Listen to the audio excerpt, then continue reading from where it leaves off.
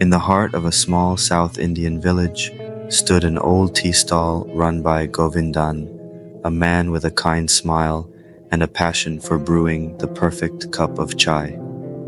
Unlike other tea sellers who wrapped up their day by dusk, Govindan's night was just beginning.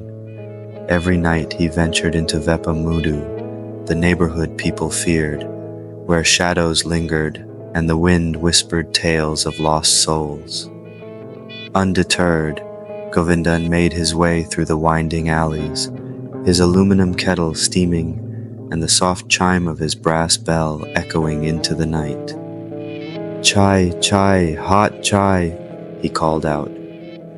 Despite the dread that hung in the air, he moved with the gentle assurance of someone who knew his way, always pausing at a rickety wooden bench where an old woman sat waiting.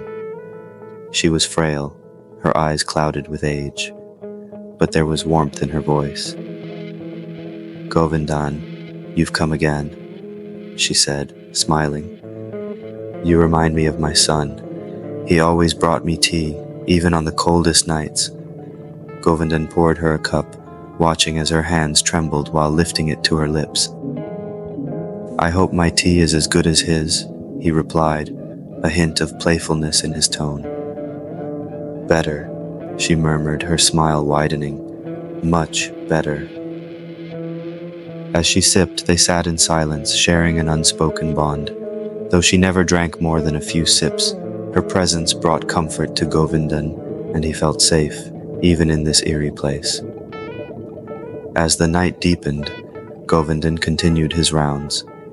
He served tea to others, figures with hollow eyes and ghostly faces, all greeting him as if they knew him. But every time Govindan turned back, the old woman was always there, watching over him with eyes that seemed sharper than before. One night, while making his way through the darkest part of the neighborhood, Govindan felt an icy hand wrap around his wrist. He turned to find a man, face twisted with anger, pulling him toward the shadows.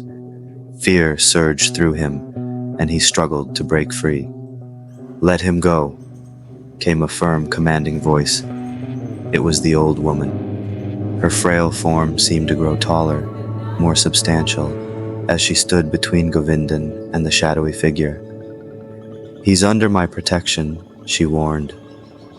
The figure hissed, releasing Govindan's wrist before fading into the darkness.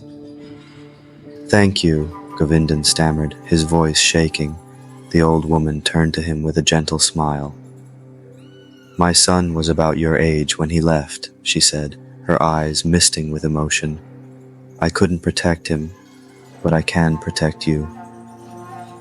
From that night on, the old woman stayed closer, guiding Govindan through the labyrinth of Veepamoodu. She introduced him to the other spirits, explaining their stories, their pain, and why they lingered.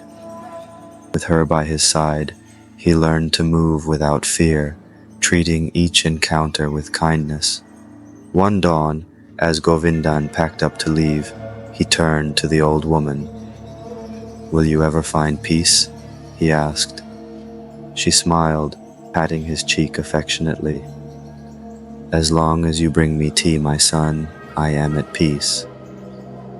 And so every night Govindan ventured into Veepamoodu, his bell ringing and his tea kettle steaming. But now he did so with a friend, a guardian who watched over him like a mother over her child, reminding him that even in the darkest corners of the world, there was light, warmth, and the comforting aroma of chai shared with a kindred spirit.